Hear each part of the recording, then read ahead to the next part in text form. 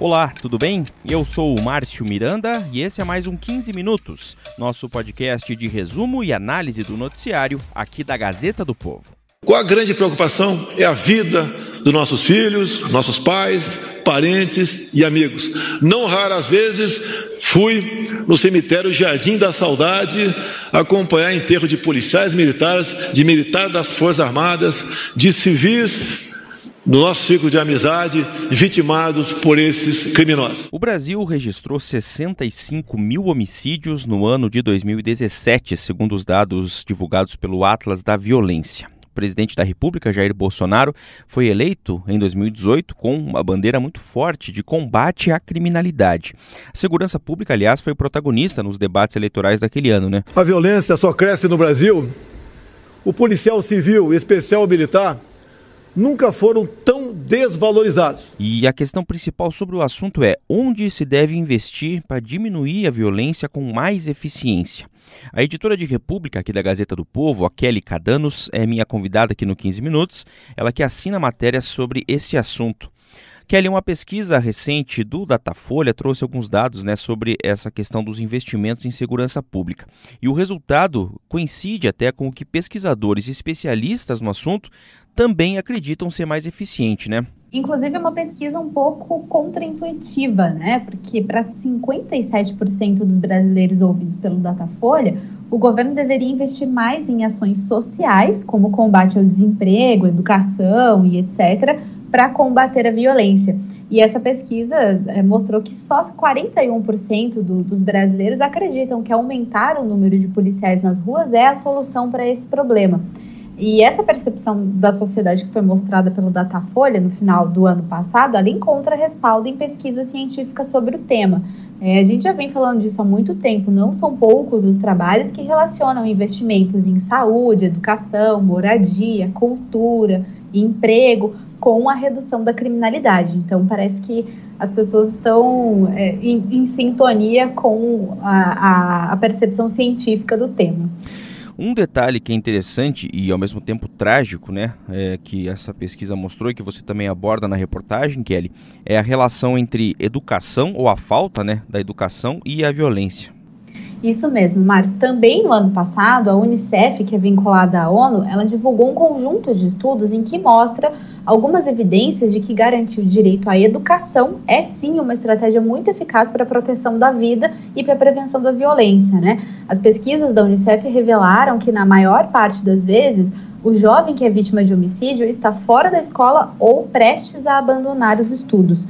No Ceará, por exemplo, a Unicef fez um levantamento em Fortaleza e em outros 6 municípios da região metropolitana e mostrou que 70% dos meninos e meninas assassinados, eles tinham largado a escola há pelo menos 6 meses. Precisamos de políticas de uma rede intersetorial entre educação, saúde, assistência social, segurança pública, para que a escola possa realmente se tornar mais segura para poder fazer esse papel fundamental que ela tem de proteção. E também teve um estudo elaborado pelo Tribunal de Contas do Estado do Rio Grande do Sul, e em parceria com um professor do IPEA, que também mostrou uma relação inversa entre crime e educação. O estudo mostrou que quanto maior o índice de escolaridade, menores são os registros de violência. Isso para citar só alguns exemplos.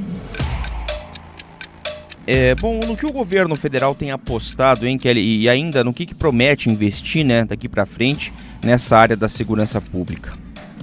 Pois é, Márcio, o governo parece estar em sintonia também, tanto com a percepção do brasileiro, quanto com os estudos científicos da área, A principal aposta para combater a violência do Ministério da Justiça, que é chefiado pelo ministro Sérgio Moro, é justamente um programa que é interdisciplinar, Ele envolve vários ministérios. Realizar políticas públicas de outros ministérios, de cunho social ou urbanístico, para tentar também diminuir as causas que muitas vezes fomentam essa criminalidade elevada. Por exemplo, uma região urbana degradada, a restauração daquela região, com colocação, por exemplo, de postes de luz, que muitas vezes acabam afetando a criminalidade naquele local. É o programa Em Frente Brasil, que está sendo testado em 5 cidades do país, com altos índices de violência. E agora esse programa já está entrando na segunda fase do projeto, e ele vai envolver uma integração com com algumas pastas, como o Ministério da Educação, da Cidadania, da Economia,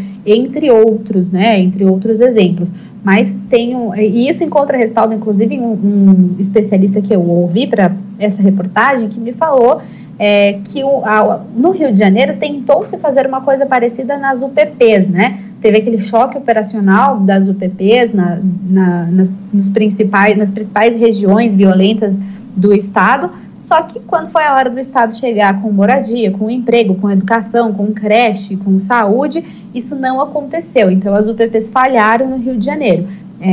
A gente torce para que esse programa do Ministério da Justiça não caia no mesmo erro, né? Que o projeto vá até o fim. É um projeto inovador, uma postura diferente da União Federal, dos governos, dos estados e dos municípios.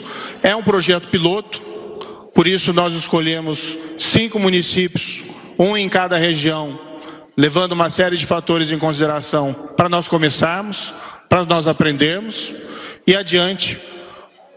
Com esse aprendizado, nós expandiremos esse projeto para outras localidades. De acordo aí com esse especialista que você conversou para a reportagem, Kelly, onde que é possível ou necessário avançar ainda nessas áreas de combate à violência? Pois é, Márcio, segundo esse especialista que eu ouvi, que é um especialista do Fórum Brasileiro de Segurança Pública, ele cita justamente essas áreas, né? As áreas sociais, garantir emprego, garantir renda, também garantir educação, creche, saúde, entre outras coisas. E também ele citou essa questão da cultura, né? Ele falou que é muito importante a gente proporcionar para os jovens acesso à cultura, acesso a lazer, esporte, né, para entreter essa juventude e evitar que essa juventude caia aí nas mãos do crime organizado, nas mãos do crime de modo geral, né? E isso, a questão da renda também é muito importante, né? Garantir que jovens e garantir que essas pessoas em comunidades mais carentes tenham alternativas de renda e alternativas boas de renda, para que a escolha entre o crime e o trabalho formal não seja uma escolha fácil, né? Seja pelo menos uma escolha difícil do ponto de vista econômico. Legal. Mais detalhes na reportagem que a Kelly assina na Gazeta do Povo. Obrigado, Kelly. Até a próxima. Até, Márcio. O blogueiro aqui da Gazeta do Povo, Lúcio Vaz, tem registrado já há bastante tempo os casos das pensionistas, filhas de servidores públicos. Aliás, tem vários vídeos do próprio Lúcio sobre o assunto no canal da Gazeta do Povo no YouTube para você conferir. Nós temos falado aqui no blog das filhas solteiras do Serviço Público Federal, militar e civil. No caso das filhas maiores de servidores públicos civis da União, elas custam um total de 4 bilhões de reais por ano. Pois é. O Lúcio Vaz é o meu convidado mais uma vez aqui no 15 Minutos para a gente falar destes dados e destes assuntos.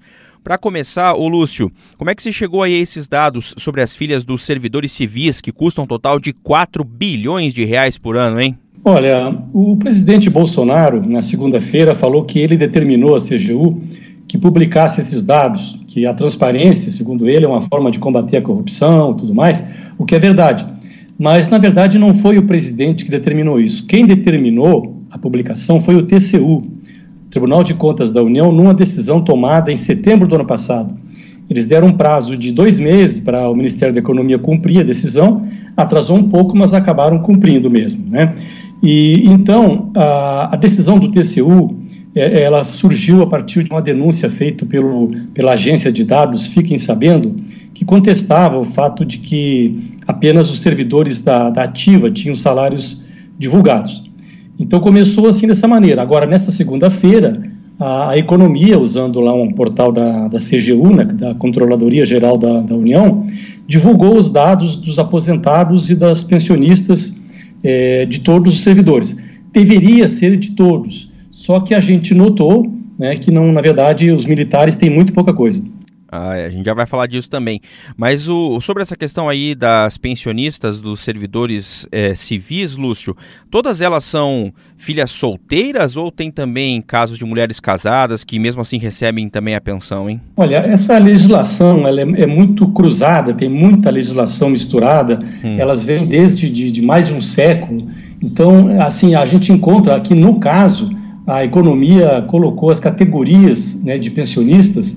E tem filha solteira maior com um emprego público, sem emprego público, tem filha maior separada, divorciada, desquitada, casada, viúva, tem inclusive irmãs solteiras e netas solteiras. Quer dizer, é uma diversidade muito grande dessas pensionistas. Pois é, e recebendo valores elevados em algumas situações especiais aqui, né? Você até cita numa postagem o caso de uma pensionista do governo do Distrito Federal aí, que chama a atenção, mais de R$160 mil em dezembro, Lúcio? A dona Elaine Ferreira Neves, que é pensionista do GDF, recebeu em dezembro 167 mil. Ela é uma filha solteira maior. No mês passado, no entanto, ela recebeu 13,7, o que mostra que esse valor maior deve ter sido um pagamento retroativo, né, de direitos que ela tinha. Ela tem hoje 52 anos e recebe desde 2002 a pensão. E tem uma outra servidora também, essa também é filha solteira, né, maior, a dona Lúcia Frisa, de 66 anos, recebeu 121 mil em dezembro e 51 mil em novembro. Ela recebe a pensão desde 1980. As duas são filhas solteiras maiores, né? Então, mas tem outras categorias, como eu disse. Tem uma situação que me chamou a atenção também aqui, pensionista, né? Ela recebeu R$26 mil do Ministério da Economia em dezembro, ela tem 73 anos e ela tem parte do direito originário de uma situação que foi criada lá pelo presidente Marechal Deodoro da Fonseca, em 1890. Como é que é essa história aí, Lúcio? É a dona Doroteia, Maria Doroteia dos Reis. Tem várias pensionistas assim que estão nessa lista, que recebem pelo Ministério da Fazenda, que foi quem arcou com a despesa desse Montepio Civil da União. Foi criado em 1890 pelo presidente Marechal Deodoro da Fonseca. Foi criado inicialmente para atender servidores da Fazenda e depois foram acrescentando magistrados, principalmente dos tribunais superiores. E há poucos anos atrás, o TCU julgou o caso e viu que esse Montepio era completamente insolvente, ele não cobria, a arrecadação dele não cobria as despesas. E decidiram também que era ilegal. Então, assim, exterminaram com o Montepio. Mas quem paga a conta? Ficou para o Ministério da Fazenda pagar a conta, que são R$73 milhões por ano, né, que acontecem esses pagamentos aí. Bom, e a gente falou que ia comentar também a situação das pensionistas dos militares. Temos informações sobre isso também, Lúcio, ou não é tão transparente assim a situação? Olha, eu fiz uma busca, né, na base de dados fornecida pela Fazenda, procurando dados sobre as filhas solteiras maiores, né, dos militares. E eu percebi que o número que aparece ali são muito abaixo da realidade. Para você ter uma ideia, as pensionistas filhas maiores do Exército são só 10 milhões por mês, o que está ali. E de todas as Forças Armadas são R$30 mil por mês. Quando eu recebi informação do Exército, da Marinha e da Aeronáutica, no final de 2017, fazendo uma primeira matéria sobre as filhas solteiras, e na época o Exército informou que as 67 mil pensionistas filhas maiores que eles tinham, recebiam um total de 377 milhões por mês. Isso dava 6 bilhões por ano. Agora, os dados vieram como sendo 10 milhões. Eu procurei informações na CGU, no Ministério da Fazenda, e eles disseram que eu deveria procurar a Defesa, porque essa base de dados parte da Defesa. Eu procurei a Defesa, que apresentou uma explicação muito protocolar, dizendo que está fazendo o máximo possível para atender as demandas, né, da CGU. Mas, assim, o fato é que eu recebi uma informação, né, de um desses 3 órgãos, em off, dizendo que, na verdade, os militares ainda não enviaram os dados, que deveriam ter enviado. Não sei se eles sonegaram para sempre ou se eles ainda vão prestar essas informações, né? A gente ainda não tem uma definição, mas o fato é que a gente está colocando, já numa segunda matéria, né, que houve essa omissão por parte dos militares. Lúcio Vaz, obrigado, até a próxima. Até a próxima. Terminando mais um episódio do 15 Minutos, podcast aqui da Gazeta do Povo. Durante a minha conversa com a Kelly Cadanos, você ouviu trechos de um vídeo do Unicef que está disponível no canal da instituição no YouTube. Eu lembro que o 15 Minutos tem a produção do Moreno Valério e da Maria Escrocaro, também da Jennifer Ribeiro. A montagem do Leonardo Bestloff e a direção de conteúdo do Rodrigo Fernandes. Eu sou o Márcio Miranda e agradeço muito a sua companhia. Até mais!